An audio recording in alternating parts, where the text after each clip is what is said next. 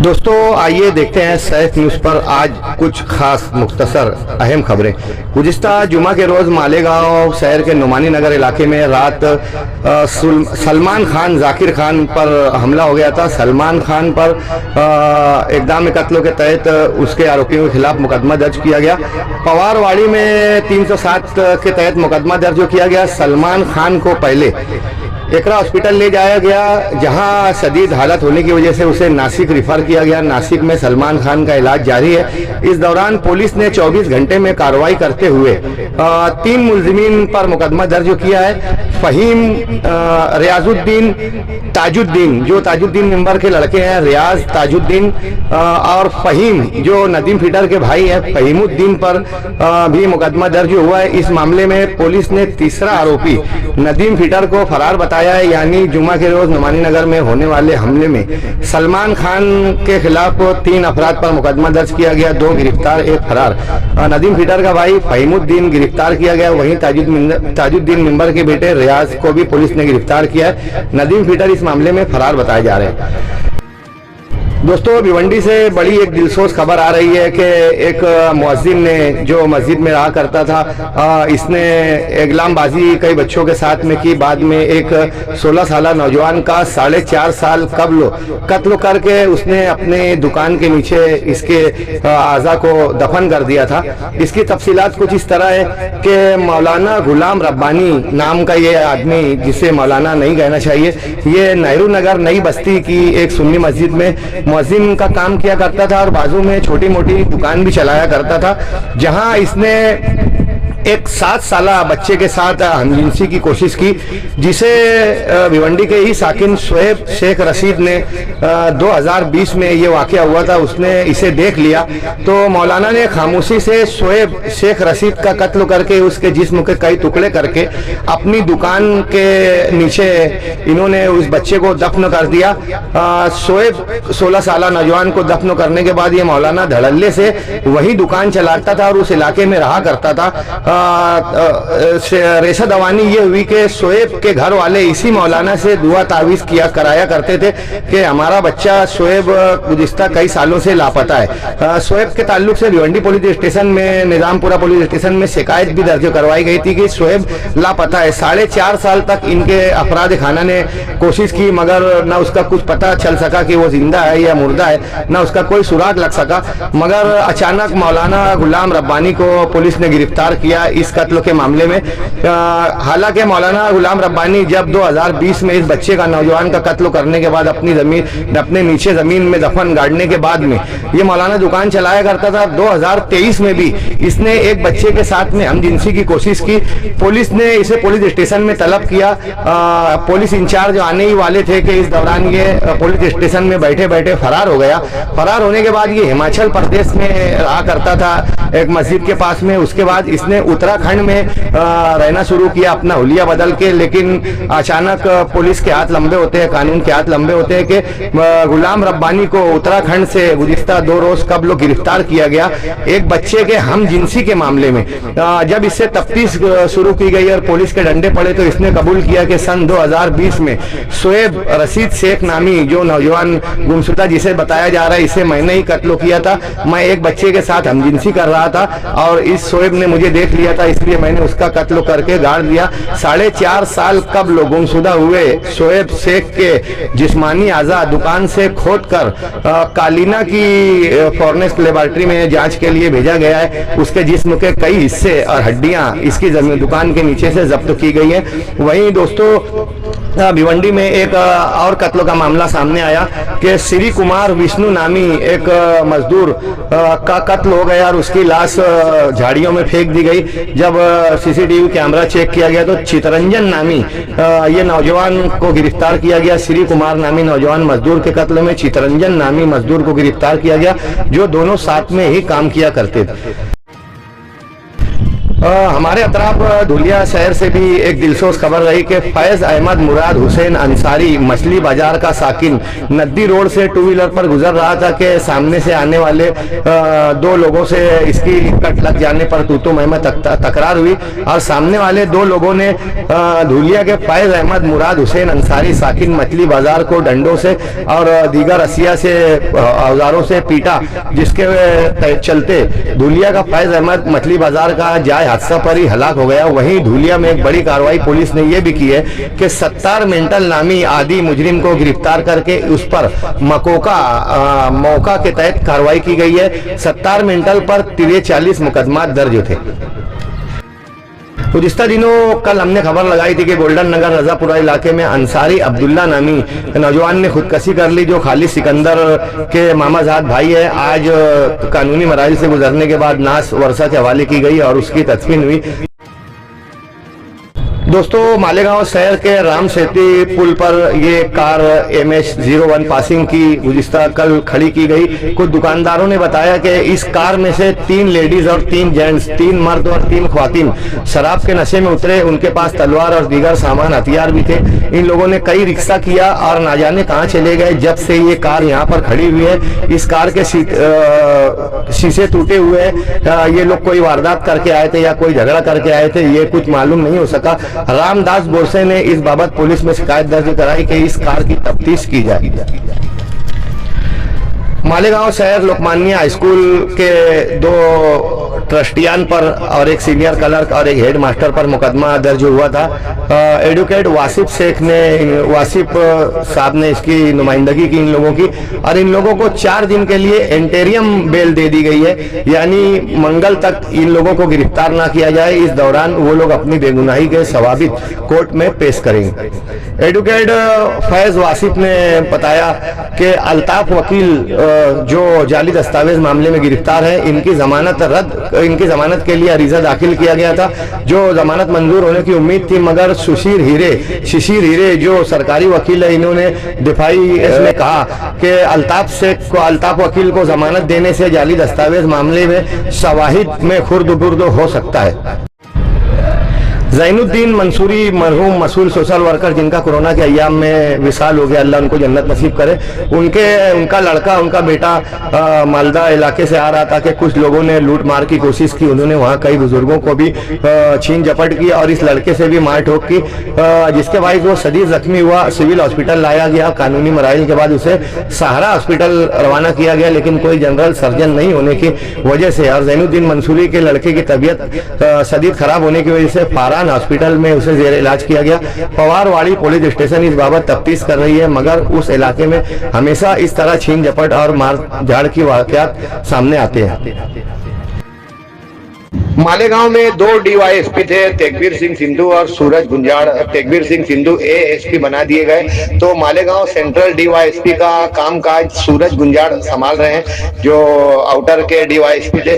Malegaon central में भी इनकी जानिब से कई कार्रवाई की गई। वही गुज़िश्ता कल और 2 रोज कबल 2 NDPS की कार्रवाई की गई। पुलिस ने इस बाबत मोहम्मद मुजाहिद, मोहम्मद हारून, इस्लामाबाद नदी किनारे मोहम्मद मुजाहिद के कब्जे से 9 किलो 84 ग्राम गांजा जब्त किया, जिसकी मालियत 45,000 बताई जा रही है। वहीं गांजे की दूसरी कार्रवाई हीरापुरा इलाके में की गई, जहां शेख रईस शेख जहूर साकिन 60 फुटी रोड, इसे गिरफ्तार कर इसके कब्जे से 8 किलो 655 ग्राम गांजा, जिसकी मालियत 43,275 रुपए बताई जा रही है। जहां इस मामले में शेख रईस गिरफ्तार हुआ है, वहीं फिरोज अहमद नामी को पुलिस ने अपनी रिपोर्ट में फरार बताया है। गांजे की ये 2 कार्रवाई जो इस्लामाबाद नदी किनारे और हीरापुरा इन 2 मुकामात पर हुई। 3 लोगों पर मुकदमा दर्ज हुआ। मोहम्मद मुजाहिद और शेख रईस दोनों मुकदमात में गिरफ्तार है। फिरोज नामी शख्स को फरार बताया जा रहा है। ये कुल 88,000 रुपए का गांजा पुलिस की जानिब से जब्त किया गया, जो 17 किलो 17.5 किलो के आसपास में बताया जा रहा है। ये जो हादसा हुआ है बहुत ही दिल दहलाने वाला हादसा था। दो नौजवान जो मनमाड़ चौकुली तरफ से आ रहे थे, तो गाड़ी वाले ने इनको उड़ाया। ये गाड़ी की जद में पूरी तरीके से आने के बाद में इनका एक जो वो सारा हॉस्पिटल में जेर इलाज है, दूसरा जो बच्चा है वो ऑन द स्पॉट जिसकी डेथ हो गई थी, जिनको आरिफ भाई ने, सफीक भाई की टीम ने, सलीम भाई लोगों ने वहाँ से उठाकर यहाँ पर लाए और आगे भी जो भी कानूनी प्रोसेस है वो करके पीएम कर इन बॉडी को जो है घर वालों के हवाले लगाएंगे और आगे जो भी तफसील है तुमको आरिफ भाई सब बताएंगे। 4:10 के ऊपर मेरे को आसिफ भाई का कॉल आया और उसके बाद में मैंने गणेश भाई को फ़ोन लगाया। गणेश भाई के बाद में गोरख भाई को बोला तो गोरख भाई स्पॉट पे पहुंच चुके थे। मैं भी वहां पहुंचा। पहुंचने के बाद देखा तो एक बच्चा बहुत ज़्यादा सीरियस था, उसकी ब्लीडिंग सिर में से जा रही थी। उसको उठा के साइकेयर लेके गए, साइकेयर से उठा के उसको सारा हॉस्पिटल के अंदर लाए। तो इसमें मैंने किला पुलिस स्टेशन के हमारे कुछ जो साथी थे उन्होंने किला पुलिस स्टेशन के अंदर डानगे दादा को बुला के उनके सामने हमने बॉडी को भेजा उठा के सब हमने धाम से दादा हमने बॉडी को उठा के जो है सिविल हॉस्पिटल अभी लेके आए। उसके बाद में हमारे सफीक भाई, आसान भाई, खालिद भाई, हम लोग सब के सब फिर मौके वारदात पे पहुंच के उसको बॉडी को उठा के अभी यहाँ पे लाए। अब आगे की तफसील सफीक भाई बताएंगे। तकरीबन मनमाड़ चौपुल्ली से बताने वालों ने बताया कि मनमाड़ चौपुल्ली से ये लोग शहर की तरफ आ रहे थे और मुन्ना कांटे के पास में ये हादसा हुआ। इससे पहले भी 2 हादसे वहाँ पे हो चुके हैं जिसमें हमारे आरिफ भाई, खालिद भाई वगैरह हमारी पूरी जो सोशल वर्करों की टीम है वहाँ से हमने 2 मरतबा अभी 3-1 महीना पहले वहाँ से उठाया है। मोहम्मद फ़हीम सलीम खत्री इनका लड़का था और 2 बच्चे ये गाड़ी के ऊपर मौजूद थे। एक कंटेनर गाड़ी से की जद में ये बच्चे आए हुए हैं, 2 व्हीलर के ऊपर थे। कंटेनर का नंबर है MH46 CU 0170 U0170। ये कंटेनर टाटा कंपनी का है और बड़ा कंटेनर था और ड्राइवर की गलती इसके अंदर बताई गई है। ड्राइवर की गलती इसके अंदर बताई गई है कि ड्राइवर उसके अंदर मतलब रॉन्ग साइड में था शायद, ऐसा हम लोगों के वहाँ पर मालूमात में हम लोगों की बात आई है कि वो रॉन्ग साइड था ड्राइवर और बच्चा ये अपनी साइड चल रहा था, किनारे था बच्चा, बल्कि उसको ट्रक ने लाकर बच्चे को मारा है। ये हम लोगों को वहाँ पर समझ में आया क्योंकि हम लोग एहसान भाई, आरिफ भाई, मैं, खालिद भाई, सलीम भाई वगैरह जितने सोशल वर्कर थे सब वहाँ मौजूद थे। तो हमारी डिपार्टमेंट से ये गुजारिश है कि कंटेनर के ऊपर गुना दाखिल करे और कंटेनर के ड्राइवर के ऊपर भी गुना दाखिल करे क्योंकि गलती के अंदर वो बंदा है, हम लोगों ने हमारी आँख से देखा है। तो अब पीएम रूम के ऊपर डेड बॉडी लाई गई है यहाँ पे। अब अल्लाह से दुआ करते हैं अल्लाह बच्चे को जन्नतुल फिरदौस में आला साला मकाम अता करे। अब निकाल के 1-1.5 घंटे में उनके घर वालों के ताबे में हम लोग डेड बॉडी देंगे। निहाल नगर, खुद्दार नगर में जब आग लगी झोपड़पट्टी में, 2 मिनट झोपड़पट्टी में जैसे ही आग लगी फायर ब्रिगेड पे महमूद शाह साहब, निहाल हाजी, सलीम रिलायंस साहब, अज्जुल हसन वाला और बहुत सारे सोशल वर्कर अपना आरटीओ चलाते, वो लोग भी बहुत सारे लोगों ने फायर पे फ़ोन किया। हमारी गाड़ियाँ 2-3 कॉल पर थी, फ़ौरन हमने मौके वारदात पर गाड़ियाँ पलटाई और आप देख सकते हैं आपके माध्यम से गाड़ी घुसने की कहीं से जगह नहीं है, कंटेक्सेस जगह है। फिर भी हमारे ड्राइवरों ने हिकमत अमली करते हुए हम गाड़ी को अंदर लिए और मौके वारदात पर पहुंचकर आग पे बुझाने का काम शुरू किया गया। यहाँ खुद महमूद शाह साहब, सलीम रिलायंस और अपने अज्जुल हसन वाला और निहाल हाजी, बहुत सारे लोग, सोशल वर्कर, कारपोरेटर और महल्ले की जो पब्लिक है, ये आवाम ने भरपूर ताउन किया फायर ब्रिगेड का आग बुझाने में। हम उनका भी शुक्रगुजार है कि उन्होंने हमारी आदमियों को हेल्प की, आग बुझाने में मदद की। और हमारा एक आदमी उसमें जख्मी हुआ है, जावेद भाई, उसमें आग लगने की वजह तो अभी हमको ऐसा अभी पंचनामा हुआ नहीं है और साहब आएंगे जब MSCB और ये लोगों से पंचनामे का लिया जाएगा। लेकिन यहाँ के लोगों का कहना है कि शॉर्ट सर्किट से आग थी। ये तकरीबन 2 से 3 मकान में अंगार लगी है। अगर फायर ब्रिगेड अगर लेट पहुँचती थी तो आप देख सकते हैं झोपड़पट्टी एरिया है, अगर फायर ब्रिगेड की गाड़ियाँ मौके वारदात पे नहीं पहुँचती तो 2 की जगह 20 घर जलते थे। लेकिन अल्लाह की मदद रही, फायर ब्रिगेड अमला मौके वारदात पर पहुँचा और हमारी पूरी टीम ने आग पे काबू पाया और महल्ले वाले और कारपोरेटर और सोशल वर्करों का फायर ब्रिगेड की तरफ से मैं शुक्रगुजार हूँ कि हमारी मदद की। देखिए, शेखर पाटिल नाम के जो एक इसम है, उन्होंने छावनी पुलिस स्टेशन में फरियाद दाखिल की। उस बेस पे पुलिस ने 420, 120B और 34 ऐसे कलम लगा के 4 लोगों को आरोपी किया है। एक संस्था के जो चेयरमैन है सुनील वड़गे, दूसरे संस्था के सेक्रेटरी जिबाऊ अहिरे और हेडमास्टर और एक एम्प्लॉई है, उनके 4 लोगों के खिलाफ गुना दाखिल हुआ है। संस्था का नाम संस्था है लोकमान्य कर्मवीर याना जाधव विद्यालय। ये जो संस्था का नाम है, ये संगमेश्वर में ये संस्था है, इनके ये 5 स्कूल चलाती है ये संस्था। तो उनका कहना ऐसा था कि ये जो एम्प्लॉई है संदीप जाधव, ये एम्प्लॉई को 2012 में इसकी अपॉइंटमेंट की गई थी, जबकि वो 2012 में 10वीं पास नहीं था और क्लर्क के लिए कम से कम 10वीं पास ये एजुकेशन कम से कम लगता है। और इसीलिए इसको 2012 में जो इसकी अपॉइंटमेंट की गई है ये गलत हुई है, ये बेस पे गुना दाखिल हुआ था। आज पुलिस का उसमें जवाब भी आया था, हमारी भी बहस हुई, सरकारी वकील की बहस हुई और जो तपास अधिकारी चौधरी साहब है उन्होंने भी बहस किया। अब कोर्ट ने कुछ क्यूरी पूछी है, उसके पेपर्स मांगे हैं, वो दोनों पार्टी को बोला है कि तुम कुछ पेपर्स हाजिर करो। हम भी हमारे पेपर्स हाजिर करने वाले हैं। पुलिस ने भी बोला कि अभी हमारे पास कुछ पेपर नहीं है, हम ट्यूसडे के दिन यानी मंगल के दिन कुछ पेपर हाजिर करेंगे। तो कोर्ट को हमने बताया कि भाई जब तक इन्होंने ये लोगों को अरेस्ट नहीं करना चाहिए, तो फिर कोर्ट ने ऑर्डर किया है कि इनके खिलाफ़ मंगल तक, यानी अभी जो मंगलवार है उस तक, मंगल तक कोई भी एक्शन इनके खिलाफ़ लेने की नहीं। और मंगल को कागजात हाजिर करो, दोनों पार्टी को बोला कि कागजात हाजिर करो। दोनों पार्टी जब कागजात हाजिर करेंगे उसके बाद फिर से एक नई बहस होगी और उसके बाद जो भी कोर्ट को लगेंगे वो कोर्ट ऑर्डर पास करने वाली है। CR नंबर 40/2025 छावनी पुलिस स्टेशन में एक गुना काफ़ी आरोपियों के खिलाफ दाखिल हुआ था, जिसमें अल्ताफ़ अहमद को आरोपी नंबर 5 बताया गया था।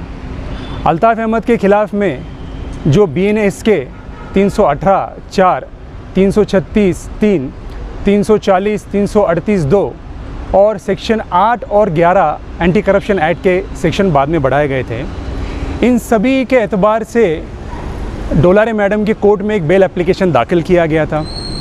जब बेल एप्लीकेशन दाखिल हुआ, उसके ऊपर डिटेल में सुनवाई हुई। वो 14 फरवरी के दिन दाखिल हुआ और उसके ऊपर सुनवाई होने के बाद में 21/2 को कोर्ट ने अल्ताफ़ अहमद का बेल मंजूर किया। बेल मंजूर करते हुए कोर्ट ने 1 लाख रुपए का PB और SB का श्योरिटी मांगा था। उसके साथ साथ हर पीर को और जुमेरात के दिन 11 से 1 बजे के दरमियान में उनको पुलिस स्टेशन में इन्वेस्टिगेशन के लिए, इंट्रोगेशन के लिए जाने के लिए कहा गया था। इसके बाद में अल्ताफ़ अहमद ने हर मंडे को, हर थर्सडे को पुलिसों के साथ कोऑपरेट किया।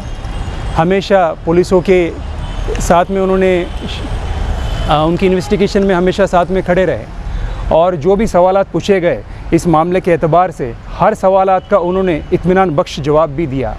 बट अभी अचानक से क्रिमिनल रिवीजन 590/2025 जो स्पेशल सरकारी वकील है उन्होंने बगीले साहब के कोर्ट में दाखिल की है और उसमें बताया गया है कि अल्ताफ़ अहमद के एतबार से और भी कुछ मालूमात हासिल करनी है, तो इसके लिए उनका बेल एप्लीकेशन रिजेक्ट किया जाए।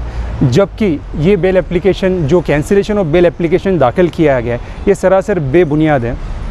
क्योंकि अगर बेल की जो कंडीशन कोर्ट के द्वारा दी गई होती है उसका जब फॉलोअप नहीं हो पाता है, जब उसका अनुपालन नहीं होता है, उस सूरत हाल में आप कैंसिलेशन ऑफ बेल एप्लीकेशन दाखिल कर सकते हो। पर यहाँ पर अल्ताफ़ अहमद ने हमेशा पुलिसों के साथ में कोऑपरेशन किया है। जब जब उनको पुलिस स्टेशन में बुलाया गया तब तब पुलिस स्टेशन गए और एक भी ऐसी तारीख नहीं है जब वो पुलिस स्टेशन में हाजिर नहीं रहे। तो इसी बुनियाद पे ये सारी चीज़ें दिखाई देती हैं कि प्रोसिक्यूशन जो फिजूल में अल्ताफ़ अहमद को परेशान करना चाहती है और उनका जो बेल ग्रांट हुआ था वो हुआ था 21 फरवरी के दिन, जबकि ये जो एप्लीकेशन दाखिल हुआ है ये 9 अप्रैल को दाखिल हुआ था और आज उसकी पहली तारीख रखी हुई थी। आज हमने हमारा VP दाखिल किया। आज एडवोकेट AI वासिफ़ साहब अल्ताफ़ साहब की पैरवी करते हुए उन्होंने अपना VP दाखिल किया और इसके लिए डिटेल से फ़ाइल करने के लिए एक डेट मांगी थी। तो कोर्ट ने अगले महीने की डेट रखी है और अगले महीने की डेट में इसका डिटेल आर्गूमेंट होगा और डिटेल आर्गूमेंट होने के बाद में इसके ऊपर कोर्ट अपना ऑर्डर देगा।